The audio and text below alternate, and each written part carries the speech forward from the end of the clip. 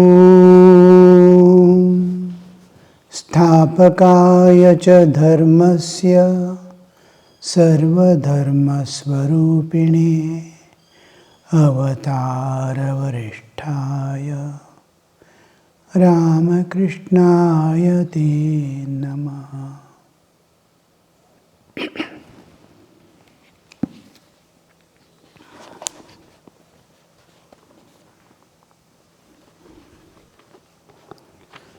Shri Ramakrishna to the devotees, you see, my nature is changing on account of this injury to my arm. It's being revealed to me that there is a greater manifestation of God in man than in other created beings. God is telling me, as it were, I dwell in men. Be merry with men. Among men, God manifests Himself in a still greater degree in pure-souled devotees. That's why I feel great longing for Narendra, Rakhal, and other such youngsters. Sri Ramakrishna, almost all saintly people, saints, we see, they are very close to a few who are extremely pure-hearted. Whom do we call pure-hearted souls? A person who is seeking constantly welfare of others, who doesn't think of himself separate from the rest of the world, rest of the beings, and is in constant thought of divine. These are the three important features of a pure soul. First thing is, he feels oneness with all, because he is ever in tune with nature. He wants to love, he wants to serve, he wants to dedicate. He doesn't feel himself separate from the rest of the beings, rest of the universe. He is as if spreading himself, expanding himself wherever he is there into the external world of people and things. And he is in constant touch with the divine through his own thoughts. He is feeling just like an ordinary man feels intense presence of the world in front of him, and keeps in his mind as if he is enshrining in his heart his small family, wife and children, or husband and children. They keep. Whereas, and do go out to earn.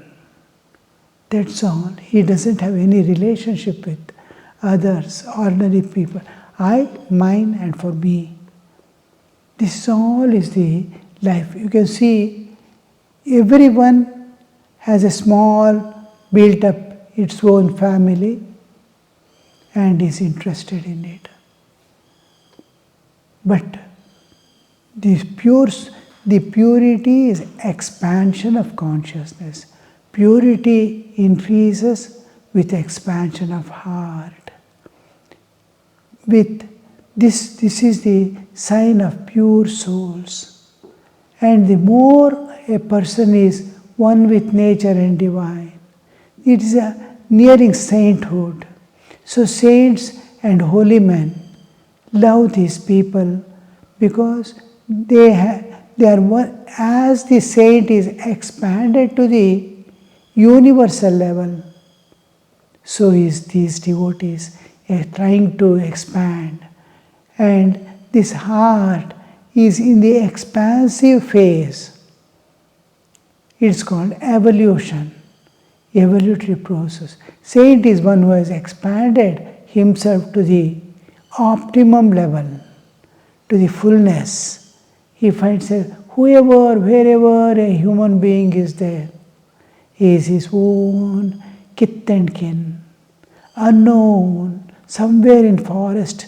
He may not be even knowing how to wear clothes. Like animal he may be living. He is his own dear one. Because of this sainthood is where he finds oneness with all beings. But these devotees, they too are expanding to that level, and in the expanding phase of life, the expansion itself is spiritual life. Expansion itself is evolution. So, Sri Ramakrishna is telling, God is telling me as it were, I dwell in men, be merry with the men, humans, people. Among men, God manifests himself in still greater degree in pure-souled devotees. Pure-souled devotees. The more manifestation of the divine or the God is there in them. Among men, that is why I feel great longing for Narendra, Rakhal and others such youngsters. One often sees small holes along the edge of a lake. Fish and crabs accumulate there. Just so, there is a greater accumulation of divinity in man. It is said that man is greater than the saligram. Man is Narayana himself. If God can manifest himself through an image, then why not through a man also? Look at the greatness of a human body, human mind, human birth. We can abuse this life also.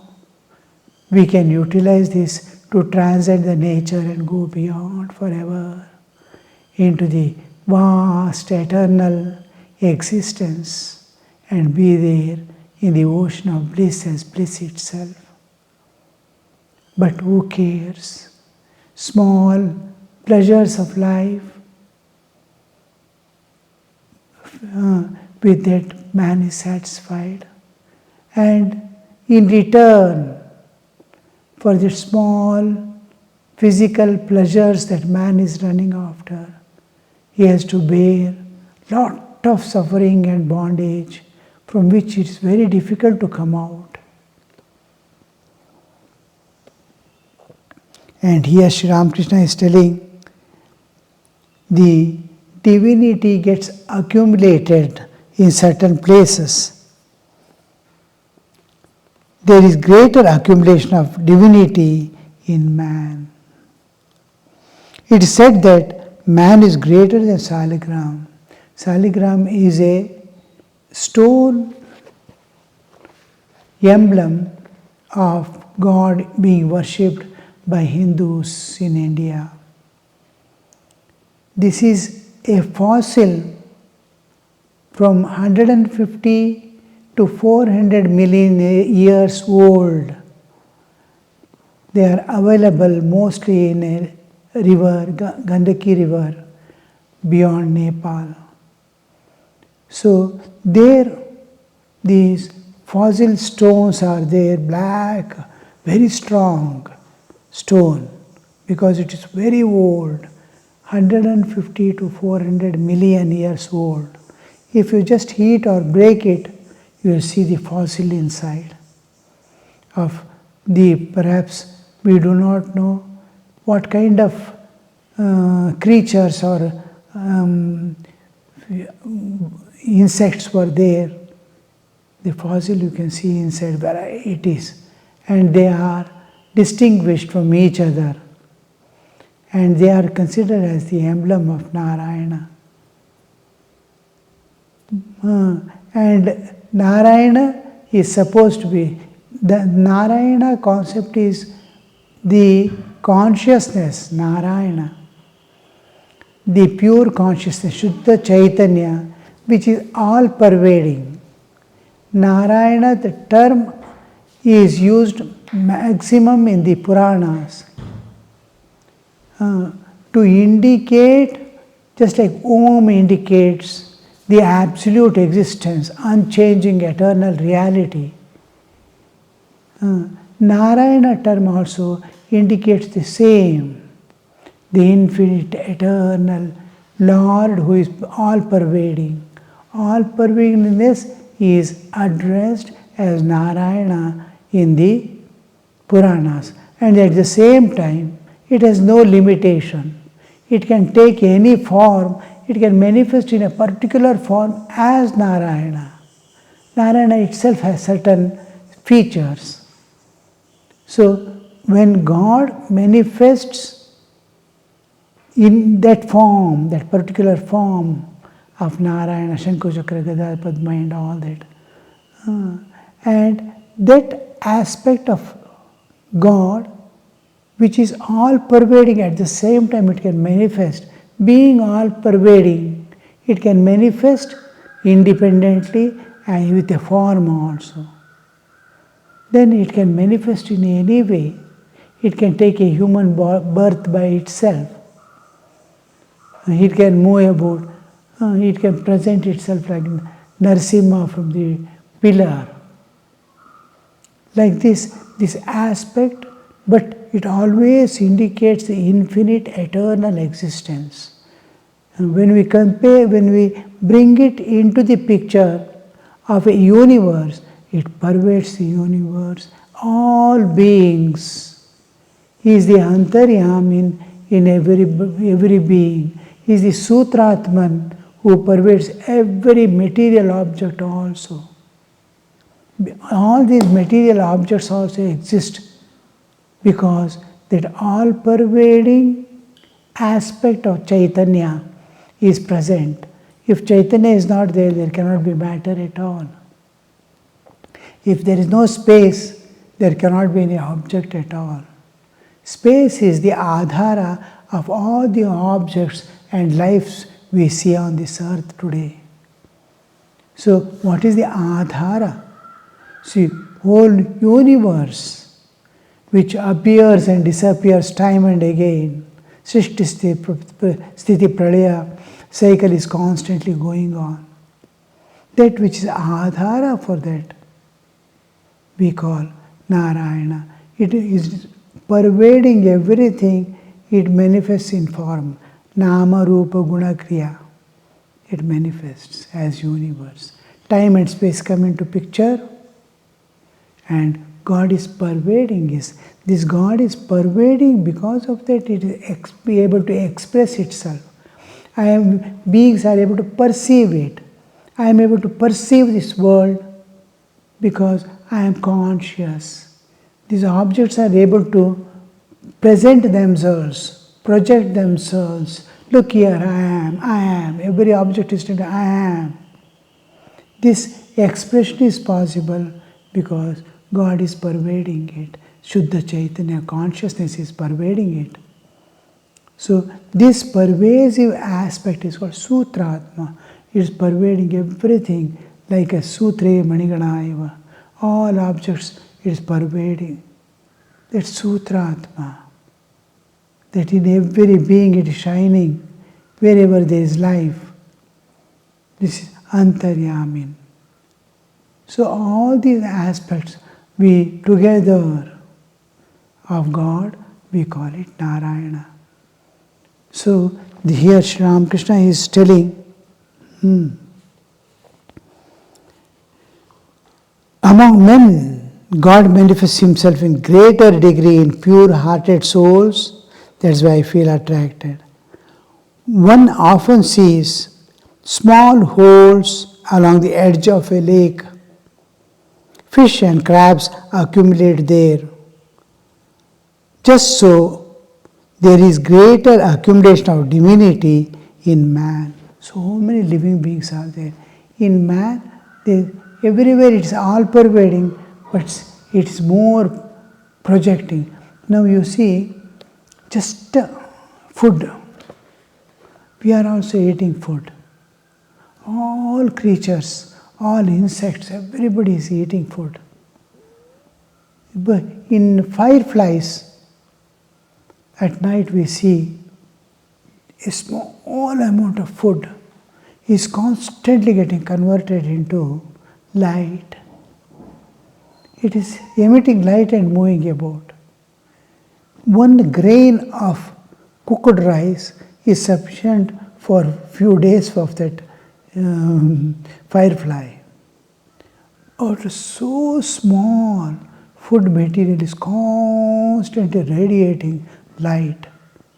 Actually, a handful of fireflies can show you the path like a torch. So much of light. The scientists feel that if we know the technique by which this firefly is able to convert food into light, by lighting a candle, we can illumine 5 kilometers of area with light like full moon day. The whole thing is illumined.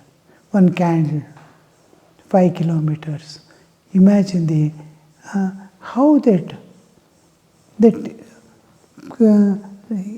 energy, how that energy is getting converted into light. It's just like that. The divinity also. There is a accumulation of divinity which is able to, like firefly, it is able to manifest in a higher and higher degree through some people. The degree of manifestation of divinity is spirituality. That changes from persons to people to people. Accumulate there, divinity in man. There is a greater accumulation of divinity in man. More of humans are more conscious than an ant is conscious. The ant is also conscious. A dog is also consciousness. A bird is also consciousness. Plants are consciousness. We have to consciousness. Living beings moving about here, there and all have a little more degree. Plant and all, they are conscious only of the food which is there inside the earth. They select and take as their roots are growing and touching. Each grain it absorbs potassium, calcium and all that. It selects and it is conscious of that. It is selecting and taking and converting itself into a tree. Tree is nothing but that mud in selected form. Now look at it, it's conscious. A bacteria enters body, the white blood corpuscles are conscious. Immediately they attack and kill it. If bacteria is increasing in body, multiple times WBC, white blood corpuscles multiply. Then each one is a conscious. Each cell is a consciously working. This consciousness is manifested in everyone. But in man it is unimaginable dimension. He is conscious of many things. He can be conscious of the whole universe also. To the extent, just if the mind becomes conscious, if his consciousness can pervade his own mind, he can find who is where. He can know what is going in the mind of other person. Because the consciousness is not limited to his mind alone. Individual mind is a part of the cosmic mind. But we are not able to manifest that consciousness or link that consciousness to our own mind. Up to here I am conscious, here I am not conscious. Up to here my mind is there, here it is my mind is not there. If a fly comes and sits here, I don't know. If a fly comes and sits on my body, I know. I am conscious. The consciousness expands only to this. But there are people who can know. You see, the one who has written or told about the planets and all. In those days, the movements of the earth, the time factor, how the earth moves around the sun, all the whole of our Indian astrology, astronomy, unimaginable. And they are studying the whole thing, sitting in a cave. What could be their consciousness to see the whole atmosphere around and beyond? Whole solar system they are able to understand. The stars. All these two ayanas, Uttarayana, Dakshinayana. When we try to see or understand that concept, which the sages without a microscope and telescope have discovered, are able to present, what must be their consciousness to sit in a cave and observe the whole universe, movements of the universe, cosmic movements. When we try to see that, just the earth is moving around the sun and on its own axis. These beyond on the earth. Earth is moving on its own axis and around the sun. Two movements are there. The axis is expanded into infinity. Another, its movement, that plane of moving is expanded into infinity. It makes an angle. That is the angle that is visible to us. As the moon's phases change, months form. Months are moon's rotation around the earth. And earth's moving around the sun is year and month. And each month, where does the earth move and what are the things we are going to see? It is 12 months it takes. 12 times the moon moves to make a circle around the sun. Earth making a circle around the sun. Moon takes 12 rounds. These 12 are the zodiac that we see around. Rashis, Mesha, Vrishapa and all. How the formation, how the stars are, stellar things are, we are observing, and sun is passing. The apparent motion of the sun is traced. All this when we see, even 200, 300 years back, the Westerners did not know earth is round. And imagine the awareness, the consciousness, they are conscious of the whole universe, where the earth is moving, where the sun is moving, where the moon is moving. Now the sun with whole family, including comets and all, sun moves, whole family. To come back to its original position of the sun, it takes 25,000 years. Now the sun is passing through a cloud of dust which is illumined. Again to pass through that cloud, it takes 25,000 years after it is going to pass. Similarly, galaxies are movements, whole galaxy.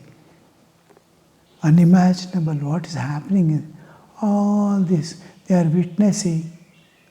Look at their consciousness. How expanded. What is the consciousness of a sage? What is the consciousness of an enlightened soul? What is the consciousness of a holy man? What is the consciousness of an ordinary man? What is the consciousness of all other living beings? Difference you see. Here man alone has that consciousness of higher understanding and vaster, larger area it covers. Just so, there is greater accumulation of divinity in man. It is said that man is greater than Saligram. Man is Narayana himself, this Narayana concept. God is all-pervading of the aspect of God, which is can manifest in any form, any way. The whole universe is manifestation of God. So, man is Narayana. Just like every cell of yours carry the whole blueprint of that person. My every cell, I am there fully. Taking one cell, you can clone exactly a person like me. With the same nature, with the same attitude, with the same thoughts, in the same way I react. Everything can be, a person can be cloned because the whole blueprint of what I am is there in every cell. God has manifested as universe in every being. God is present. It can fully manifest in that form, in that body. So it is whole thing. And in other beings it's difficult to identify. In man, he can identify within himself, he can see God. He can see in others also. He can see in the beyond also. So this Narayana, man is Narayana himself. If God can manifest himself through an image, then why not through a man also? We take a stone image, Sri Ramakrishna Deva, Yagacha. Or proper the way, formation of the universe, Akasha, Vayu, Agni, Rapa, Prithvi, how the manifestation of same way I can make manifestation in the image or within me for God to manifest. Am Hrim Krom Yam Ram Lam Vam Sham Sham Sam Ham Ham Saha Sri Ramakrishna Devataya Prana. I can do the invoke God in a Murti image or in myself. Why not in other beings, other men, other people? Om Shanti Shanti Shanti Hari Om Tat Sat Shri Ramakrishna Arpanamastu.